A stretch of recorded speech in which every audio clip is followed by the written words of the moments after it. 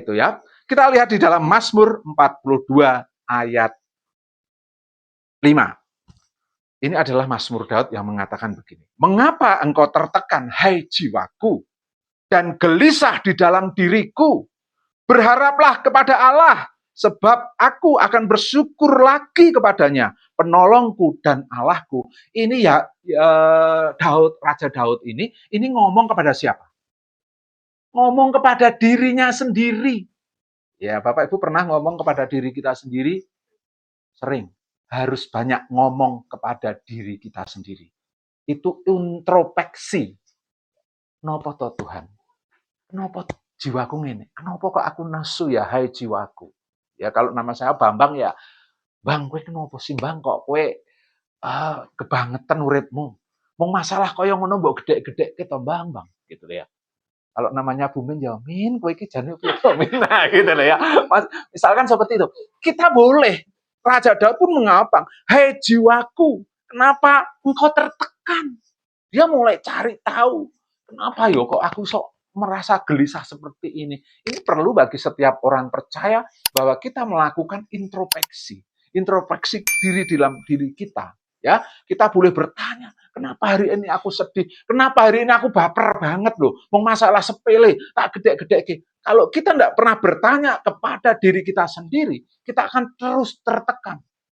Nah, di sini Daud sedang mengidentifikasi apa? Mengidentifikasi itu kalau polisi itu menyelidiki sesuatu, sedang menyimpulkan, sedang mencari penyebab. Kenapa kejadian ini terjadi? Nah, Daud sedang mengidentifikasi hatinya.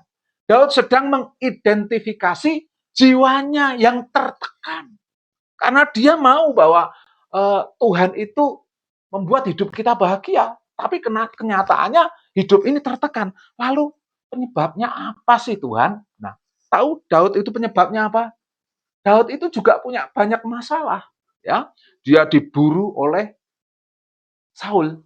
Ya, Raja Saul pun ingin memburu Yakub. Siapa?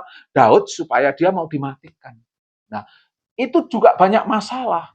Banyak masalah di dalam pemerintahan, banyak masalah di dalam kehidupan sehari-hari. Dia banyak mengalami musuh yang ingin membinasakannya, sehingga pada suatu malam dia merasa jiwanya sangat tertekan. Nah, Bapak Ibu pasti pernah. Suatu hari kok merasa renek damai sejahtera, jiwanya tertekan. Ingat, pasti ada penyebabnya. Nah, lalu apa sih penyebabnya Bapak Ibu? Kenapa Daud ini kok tertekan? Bapak Ibu juga akan mengalami hal yang sama. Kenapa kok jiwa saya tertekan? Hati saya kok pahit, kok anyel, lemes, tidak punya masalah. Kenapa? Gitu ya. Kita harus tahu penyebabnya. Yang pertama, penyebabnya sebenarnya itu sudah sering saya sampaikan. Penyebab hati kita tertekan adalah khawatir. Itu yang pertama, ya. Kenapa Bapak Ibu di dalam kitab Amsal, orang yang khawatir itu seperti orang yang bungkuk. Yuk kita lihat di dalam Amsal 12 ayat 25. Kekhawatiran di dalam hati membungkukkan orang. Istilah bungkuk, Bapak Ibu tahu orang bungkuk ya. Orang yang bungkuk itu hampir sangat susah untuk mendongak ke atas. Coba bayangin kalau kita bungkuk, dia cenderung melihat ke bawah, ya. Ke atas itu dengan susah payah ya. Kalau tidur pun kadang timbangan ya, jongkleng-jongkleng gini ya, karena bungkuk ya. Kalau ndak isam lumah, jadi orang bungkuk itu kalau tidur kayak timbangan ya. Imajinasi saya seperti itu. Nah, itu nggak normal Bapak Ibu. Jadi orang yang khawatir itu seperti orang yang bungkuk. Dia hanya melihat apa? Masalahnya sendiri. Ya, melihat ke tanah, melihat dirinya sendiri. Dia tidak bisa melihat ke depan dengan baik. Mungkin berusaha dengan keras bisa, tetapi susah. Karena apa? Dia bungkuk. Jadi orang yang khawatir itu tidak pernah bisa melihat pertolongan Tuhan. Orang yang khawatir tidak pernah bisa melihat kebaikan Tuhan karena dia bungkuk secara rohani. Jadi di situ istilahnya kekhawatiran dalam hati membungkukkan orang. Jadi Bapak Ibu, kalau Bapak Ibu sedang jiwanya tertekan, coba selidiki. Adakah kekhawatiran di hidup kita? Kadang-kadang ada Bapak Ibu ya. Ada, kekhawatiran itu ada. Dan kekhawatiran itu tidak akan pernah hilang, tetapi kita harus bisa menyikapi. Bisa istilahnya apa? Mengatasi masalah ini. Karena Tuhan berkata, jangan kamu khawatir. Nah, Nah, kalau kita khawatir, berarti kita tidak taat sama Tuhan. Ya, kadang-kadang orang khawatir itu enggak dikongkon, tetapi datang sendiri. Tahu-tahu muncul dewe, ya, muncul dewe, gitulah. Dan ini membuat kita menjadi tertekan. Coba kalau Bapak Ibu ditinggal orang yang kita cintai, entah itu anak, entah itu suami atau istri, pergi kemana, kita menanti-nantikan dia enggak? Gitu lah.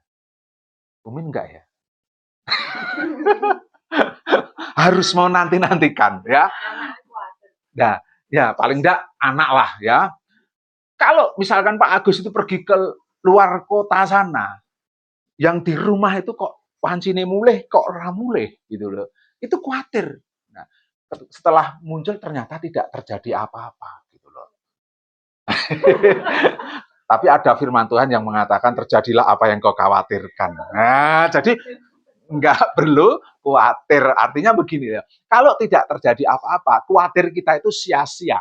Maksud saya begitu ya. Kalau terjadi berarti khawatir kita berlebihan. Karena begini Bapak Ibu ya, otak kita, saya harus ngomong kayak gitu ya, otak kita itu tidak bisa membedakan mana yang positif, mana yang negatif. Dia hanya terima aja.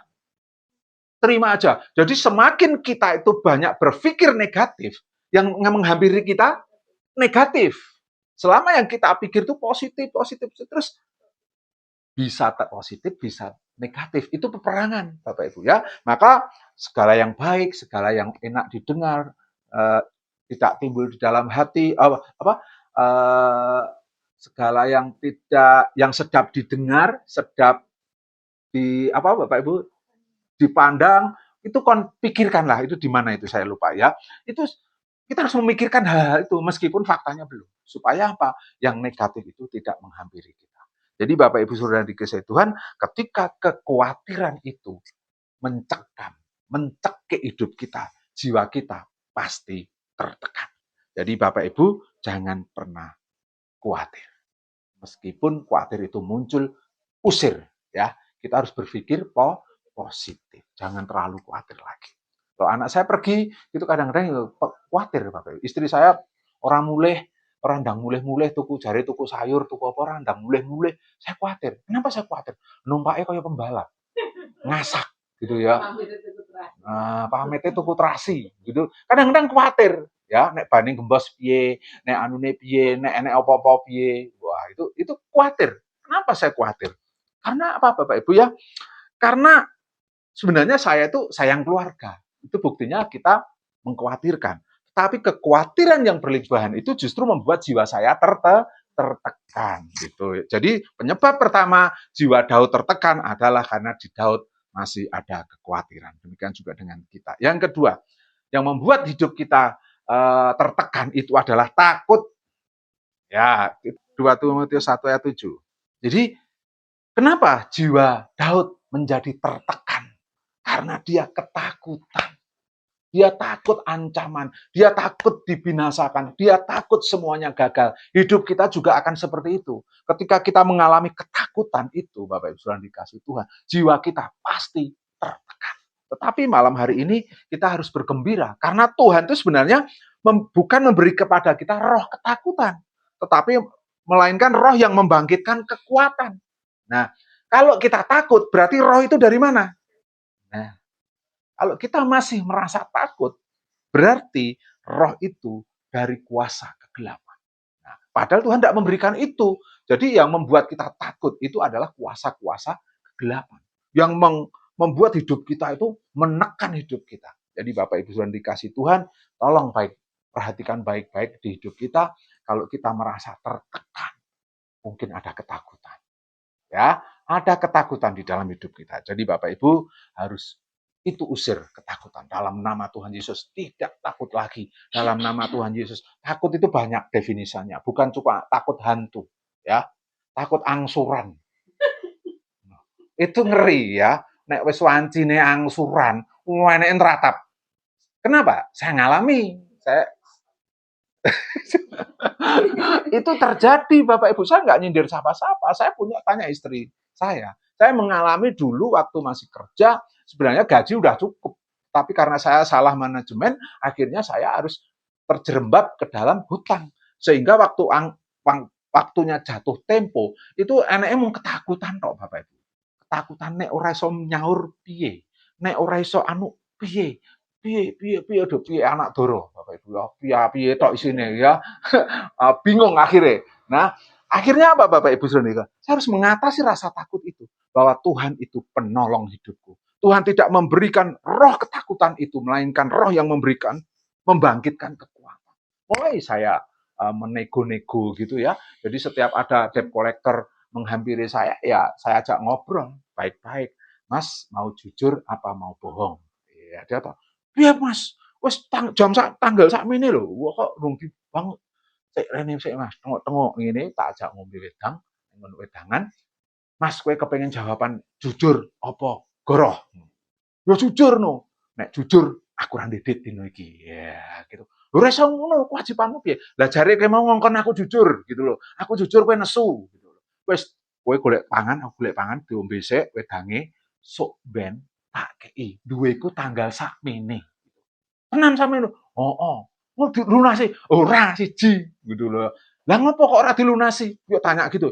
Ya utange ra mung nggonmu tok gentenan yo ngono. Ah tak omongi terus terang. Akhirnya apa? Damai. Damai. Terus delalah waktu saya ngantar anak saya kalau dia Steph ya, kalau dia waktu itu di gereja Santo Inigo apa itu, ketemu debt kolektornya itu, wah ternyata debt kolektornya orang Katolik. Wongnya dure meh 2 meter gitu loh, rupanya medeni gitu ya. Tapi ternyata dia baik. Ya puji Tuhan, masih banyak orang baik ternyata gitu ya. Saya dipertemukan orang-orang baik. Sehingga waktu saat nego pun mereka memaklumi Bapak Ibu yang dikasih Tuhan. Nah, saya mulai belajar untuk tidak takut lagi. Karena apa? Saya mengandalkan Tuhan, pasti pertolongan Tuhan datang. Jadi ketika saya nego pun, Tuhan tolong saya. Melembutkan hati mereka. Ya, bukan cuma bukan cuma satu itu, ada beberapa. Yang saya harus hadapi. Kalau saya sembunyi, dia makin marah, Bapak Ibu ya. Saya hadapi, ngomong baik-baik. Ya pancingan saya begitu. Pengen tak jawab jujur, apa tak jawab goroh, gitu aja. Nah, begitu dia kejebak ngomongan ya, itu ngomong jujur, rentuk nesu, jarine mbok kon jujur kok gitu ya. Lah jujur tanggal piro? Tanggal sekian. Artinya mau tak nggo mundur tok gitu, Pak. Ya rodok di politik, tapi saya nggak mau bohong. Kalau saya udah janji tanggal sekian saya harus kasih. Kalau dia nagih lagi gantian orang lain. Saya itu punya 12 lubang. Tanya istri saya waktu itu. Jadi nggone iki rolas Bapak Ibu ya. Tapi selesai dalam waktu 2003 sampai 2006. Ya, jadi 2009. Saya punya hutang itu mulai dari 3 juta sampai membengkak menjadi 20 juta. Waktu itu angka itu banyak banget. Jadi mulai tahun 2003 selesai tahun 2009. 6 tahun ya. 6 tahun lagi rampung. Habis itu saya tidak berani lagi. Ini menjadi pelajaran. Dan apa? Ketika saya mengandalkan Tuhan, Tuhan justru menolong saya. Sesuatu yang ajaib sering terjadi di dalam hidup saya. Ya, dalam keuangan waktu itu.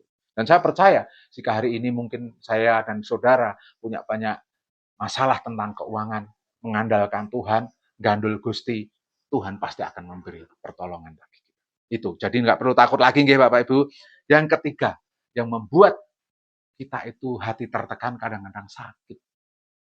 Sakit itu membuat jiwa kita tertekan. Entah itu sakit jasmani maupun sakit hati kita.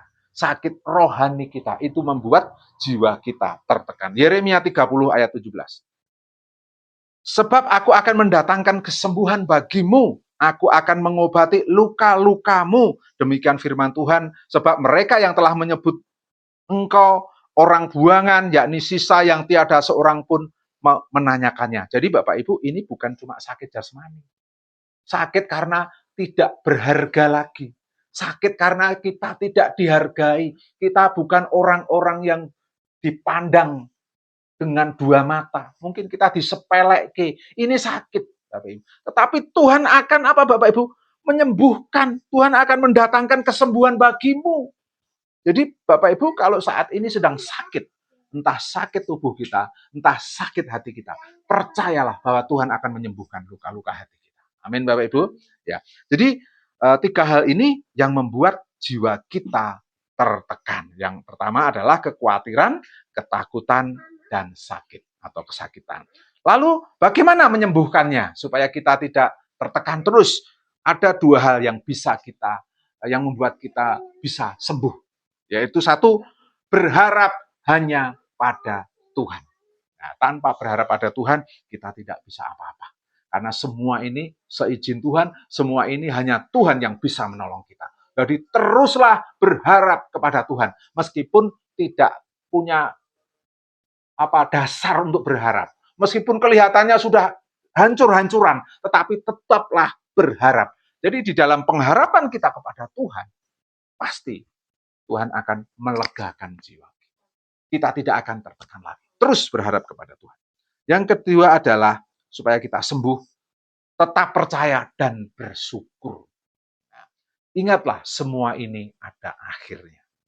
Percobaan, pergumulan kita semua ada akhirnya. Ada endingnya. Percayalah, pasti ada. Bahkan kita perlu ngomong, saya percaya pasti ini akan selesai. Saya percaya masalahku akan ditolong Tuhan. Itu harus sering kita ucapkan, Bapak Ibu. Supaya apa? Kita mengucapkan hal yang positif. Jadi percaya dan bersyukur. Nah, ini penting, Bapak Ibu. Bersyukur itu sesuatu yang paling mudah, tetapi juga menjadi sesuatu yang paling sulit. Saya kasih tahu cara bersyukur, Bapak Ibu. Kalau saudara ingin bersyukur, jangan terlalu tengok ke atas. Ya, ke atas itu hanya untuk motivasi. Nek gawe iso dodolan bisnis lancar, sukses. Wah, aku kudu semangat koyo deknen. Itu buat motivasi. Tetapi bersyukur kita lihat orang-orang yang di bawah kita. Mungkin mereka kalau cari uang harus di pinggir jalan, sampai hujan-hujan, golek duit. Kita nggak seperti itu, ya. Kadang-kadang kita nggak bekerja aja, tengok-tengok, kita tetap diberkati Tuhan. Ada orang-orang tertentu, Bapak Ibu, nek ora sampai kaya ngono ora mangan, Bapak Ibu. Tetapi anak Tuhan semua dipelihara, ya. Kadang-kadang kita nggak melakukan apa-apa dipelihara kok. Ya, tapi jangan malas juga ya, terus. Jadi Bapak Ibu saudara dikasih Tuhan, saudara mensyukuri apa yang ada di dalam hidup kita. Apapun yang terjadi, bersyukurlah kalau Bapak Ibu punya suami. Bersyukurlah kalau Bapak Ibu punya istri. Bersyukurlah punya orang tua. Meskipun apa yang ada di samping kita itu orang yang tidak sempurna. Tapi harus bersyukur. Bumin harus bersyukur punya Pak Anto. Itu yang membuat Bumin kuat. Ya, harus bersyukur. Nikmati aja lah. Ora usah dipikir dowo. Gitu ya. Ini seizin Tuhan kok. Ngapain? Ngapain saya sakit hati terus? Ya, justru itu tidak merubah keadaan kan? Nah, demikian juga dengan saya dan Bapak Ibu Saudara dikasih Tuhan. Jadi tetap berharap kepada Allah. Yang kedua, percaya dan bersyukur. Jika kita melakukan dua hal ini, kita pasti mendapat kelegaan dari Tuhan. Kita pasti tidak tertekan lagi jiwa kita. Ya, saya kira firman Tuhan tidak kami perpanjang, biarlah ini menjadi kekuatan bagi kita semua.